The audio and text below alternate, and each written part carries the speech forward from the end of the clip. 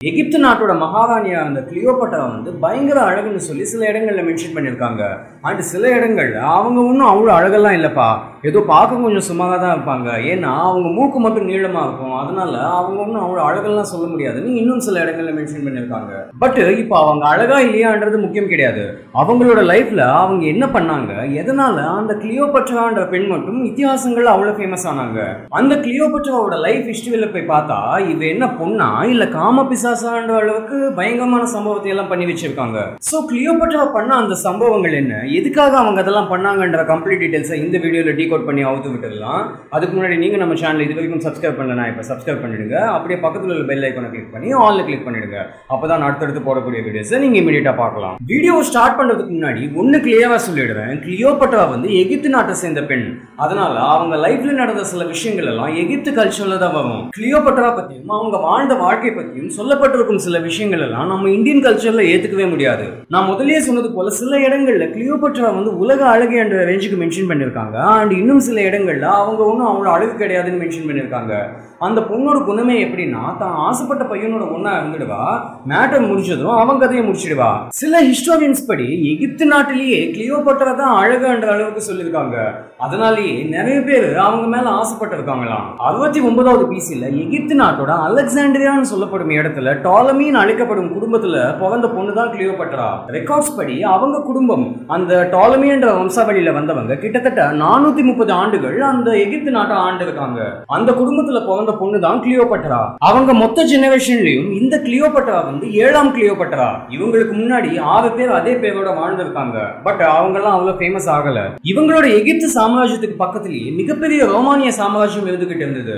அந்த ரோமானிய மன்னர்கள் இந்த எகிப்து நாட்டை எப்படியாவது கைப்பற்றணும்னு பல ஆண்டுகளா ட்ரை பண்ணிக்கிட்டே தான் இருந்தாங்க. ஜெனரேஷன் சேஞ்ச் ஆகி புது புது மன்னர்கள் வந்துகிட்டே இருந்தாலும் இந்த எகிப்து நாட்டை அவங்களோட கட்டுப்பாட்டுக்குள்ள கொண்டு வந்துடணும்னு காத்துக்கிட்டே தான் இருந்தாங்க. பல ஆண்டுகள் செஞ்ச முயற்சியில கடைசியில ஒரு சமயத்துல அந்த எகிப்து மன்னன் மாட்டிக்கிட்டான். அந்த மன்னன் தான் கிளியோபட்ராவோட அப்பா டாலமி. சோ எகிப்து நாடு வந்து ரோமானியர்களோட கைக்கு வந்துடுச்சு. இதுல சின்ன ட்விஸ்ட் என்னன்னா, டாலமிக்கு மொத்தம் 5 பிள்ளைங்க, 3 பொண்ணுங்க 2 பசங்க. அதுல பெரிய பொண்ணோட பேர் வந்து பெரினைஸ். அந்த பொண்ணு என்ன பண்ணா, தன்னோட அப்பாவை இப்படி சிறை பிடிச்ச உடனே டபால்னு ரோமானியர்களோட காலில் போய் விழுந்துட்டா. என்ன எதுவும் பண்ணிடாதீங்க, நீங்க சொல்றதே நான் கேட்கறேன்னு சப்மிட் ஆயிட்டதால அந்த பொண்ணே எகிப்துக்கு மகாராணி ஆகிட்டாங்க. பட் இப்படி எல்லாம் பண்ண உடனே பெரினைஸ்க்கு பயம் வந்துடுச்சு. எங்க தன்னோட தம்பிங்க தங்கச்சிங்க எஸ்பெஷலி கிளியோபட்ரா தன்னை ஏதாவது பண்ணிடுவாளோன்னு பயந்து மொத்தமா எல்லாரையும் சிறை பிடிச்சிட்டா. இப்படியே சில காலம் போயிடுச்சு. அதுக்கப்புறம் டாலமி என்ன பண்ணா, ரோமானியர்கள் கிட்ட சப்மிட் ஆயிட்டான். நீங்க சொல்லபடியே நான் கேட்கிறேன், உங்களுக்கு கீழே வேலை செய்வேன்னு சொன்னதால மறுபடியும் டாலமியே எகிப்துக்கு மன்னன் ஆகிட்டாங்க. மன்னன் ஆன பிறகு சொந்த குடும்பத்திலேயே துரோகம் செய்வியான்னு சொல்லி டாலமியே தன்னோட பெரிய பொண்ணு பெரினைஸோட கதையை முடிச்சிடுவான். அண்ட் மத்த பசங்களை விடுவிச்சிடுவான். இந்த சம்பவம் நடக்கும்போது கிளியோபட்ரா வந்து சின்ன பொண்ணு, சொந்த குடும்பத்துக்குள்ளேயே இது போல பாலிடிக்ஸ் நடந்ததை கண்ணால பார்த்திருக்கா.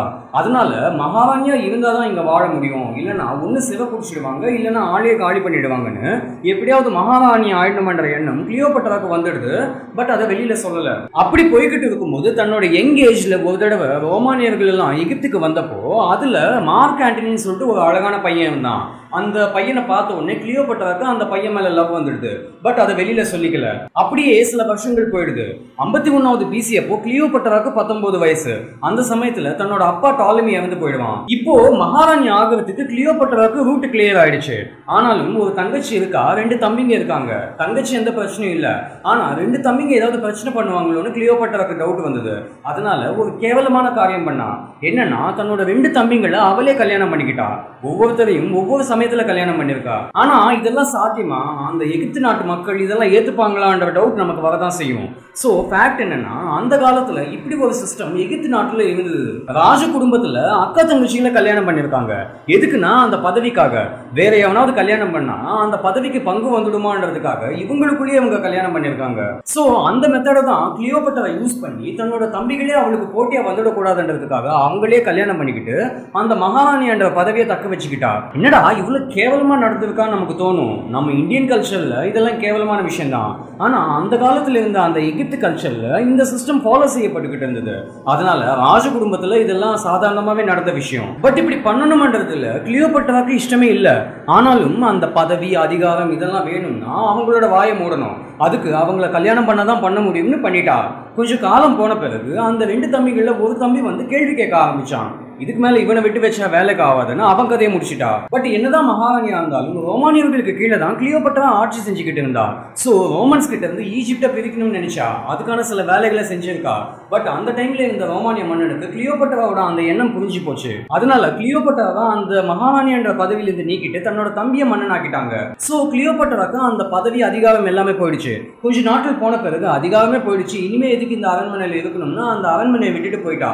அப்படி வெளியில போயிட்டு பல நாட்களுக்கு இல்ல மாசங்கள்னு கூட சொல்லலாம், அந்த குறிப்பிட்ட காலகட்டத்துக்கு தன்னோட வாழ்க்கையை காடுகளையும் பாலைவனத்திலையும் ஸ்பெண்ட் பண்ணா. சரியான ஃபுட்டு கிடையாது, வசதி கிடையாது, ராஜ உபசரிப்பு கிடையாது. கிளியோபட்ராவோட வாழ்க்கை சில காலத்துக்கு இப்படியே போச்சு. என்னடா பண்ணலாம்னு யோசிச்ச கிளியோபட்ரா பயங்கரமான பிளான் ஒன்று போட்டா. அந்த சமயத்துல அதிகாரத்துல இருந்தது யாருன்னா ரோமானிய மன்னன் ஜூலியஸ் சீசர். சோ அந்த ஆளை கரெக்ட் பண்ணிட்டா, போன வாழ்க்கை திரும்ப வந்துடும்னு ஸ்கெட்ச் போட்டுட்டா. ஆனா அவ்வளவு செக்யூரிட்டி தாண்டி அரண்மனைக்குள்ள போய் ஒரு மன்னனை சந்திக்கணும்ன்றது அவ்வளவு ஈஸி கிடையாது. பட் தன்னுடைய சாதுரியத்தால என்னென்னமோ பண்ணி ஜூலியஸ் சீசரோட பெட்ரூம் வரைக்கும் போயிட்டா. ஜூலியஸே அந்த சமயத்துல அங்க இல்ல, அதுக்கப்புறம் தான் வந்தான்.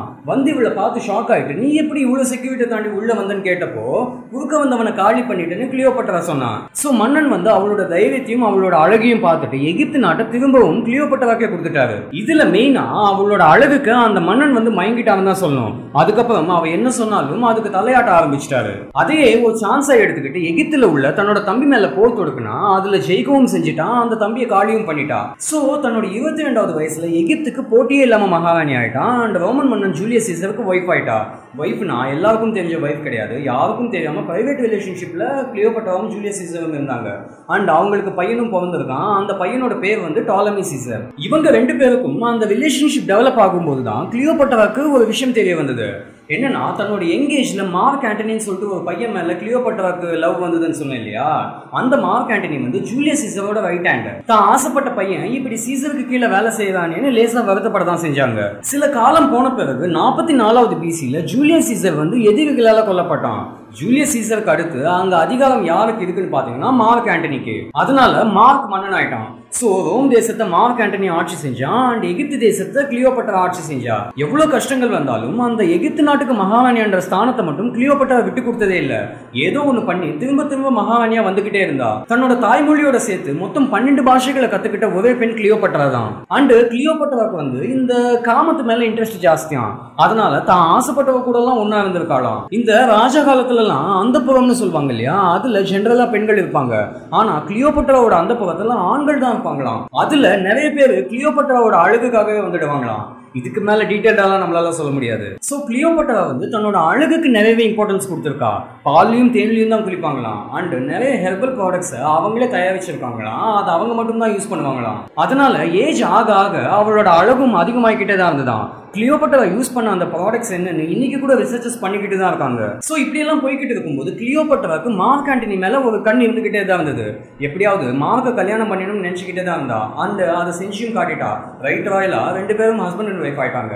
காரணம் என்னன்னா கிளியோபட்ராவோட அழகுக்கு ஆளாளுக்கு மயங்கி போக ஆரம்பிச்சாங்க. சோ எல்லாமே நல்லபடியா போய்கிட்டு இருக்கும்போது ஜூலியஸ் சீசர் இருந்த சமயத்துல தன்னோட ரிலேஷன் பையனான ஆக்டேவியனை ஜூலியஸ் தத்து எடுத்துக்கிட்டு வளர்த்தாரு. அதனால அந்த பையனுக்கு அகஸ்டஸ் சீசர்னு நேம் வந்தது. ஒரு வகையில ஜூலியஸோட வாரிசு தான் இந்த அகஸ்டஸ் சீசர். அதனால ரோம் தேசம் தனக்கு தான் சொந்தம்னு மார்க் ஆண்டனி மேல போக தொடுக்கணும்னு நினைச்சான். ஒரு கட்டத்துல என்ன ஆகுது, மொத்த ரோம் தேசத்தையும் கட்டுப்பாட்டுக்குள்ள கொண்டு வந்துட்டாங்க. அங்க அரண்மனையில கிளியோபட்ராவோட 4 பசங்களையும் சேவை பிடிச்சிட்டாங்க. முதல் பையன் வந்து கிளியோபட்ராவுக்கும் ஜூலியஸ்க்கும் பிறந்தவன். மத்த 3 பேரும் மார்க் ஆண்டனிக்கு பிறந்தவங்க. சோ 4 பேரையும் சிறை பிடிச்சிட்டாங்க. கிளியோபட்ரா மட்டும் எப்படியோ தன்னோட அலெக்சாண்டரியால உள்ள மாளிகைக்கு எஸ்கேப் ஆகி வந்துட்டா. அங்கிருந்து லெட்டர் ஒன்னு எழுதி யுத்தத்தில் இருக்கும் மார்க் ஆண்டனிக்கு அனுப்புனா. இந்த லெட்டர் உன் கையில வந்து சேரும் போது நான் இருக்க மாட்டேன்னு அதுல மென்ஷன் பண்ணியிருந்தது. அந்த லெட்டரை படிச்சு பார்த்த பிறகு மார்க் ஆண்டனிக்கு வாழ பிடிக்காம கத்தியால தன்னை குத்திக்கிட்டு செத்து போயிடுவான். இங்க அரண்மனையில கிளியோபட்ராவும் இறந்து போயிடுவா. ஆனா கிளியோபட்ரா எப்படி இறந்து போனான்னு இது வரைக்கும் வெளிவரவே இல்ல. கிளியோபட்ரா எப்படி இறந்து போனாங்கன்றதுக்கு 3 தியரி சொல்லுவாங்க. ஒண்ணு வந்து தன்னோட அலெக்சாண்டரியா மாளிகையில எதிரிகள் ஆக்கிரமிச்சு கொண்டுட்டு இருப்பாங்களாம். 2வது வந்து எதிரிகள் கிட்ட சப்மிட் ஆகக்கூடாதுன்னு இவளே விஷத்தை குடிச்சிட்டு இருப்பாளாம். 3வது வந்து பயங்கர விஷமுள்ள பாம்பை கடிக்க வச்சு தன்னோட கதையை தானே முடிச்சுக்கிட்டு இருப்பாளாம். இதுல இந்த பாம்பு கதை தான் ரொம்ப ஃபேமஸ். அதுதான் நடந்திருக்கும்னு கூட சொல்லுவாங்க. கிளியோபட்ரா வந்து தன்னோட இறுதி ஆசையா மார்க் ஆண்டனியும் தன்னையும் பக்கத்துல அடக்கம் செய்யணும்னு லெட்டர் எழுதி வச்சிருப்பாங்க. அப்படிதான் அடக்கமும் பண்ணாங்களாம். ஆனா அவங்களை எங்க அடக்கம் செஞ்சாங்க, அவங்களோட சமாதி எங்க இருக்குன்னு இதுவரைக்கும் கண்டுபிடிக்கவே முடியலையா. ஒருவேளை பூமிக்குள்ள போயிடுச்சோன்னு மேல தொல்பொருள் ஆராய்ச்சி எல்லாம் பண்ணிக்கிட்டு தான் இருக்காங்க. ஆனா அந்த சீக்ரெட் மட்டும் இதுவரைக்கும் கண்டுபிடிக்கவே முடியல. அந்த ஜூலியஸ் சீசர் அகஸ்டஸ் சீசரை வச்சுதான் ஜூலை மாசம் ஆகஸ்ட் மாசமே வந்தது. அதுக்கு முன்னாடி 10 மாசம் தான் இருந்துதான். இதுல அகஸ்டஸ் ஜூலியஸ் தத்தெடுத்துக்கிட்ட பையன் தான். ஆனா ஜூலியஸ்க்கும் கிளியோபாட்ராவுக்கும் பிறந்த அந்த டாலமி சீசர் ஜூலியஸோட சொந்த பையன்.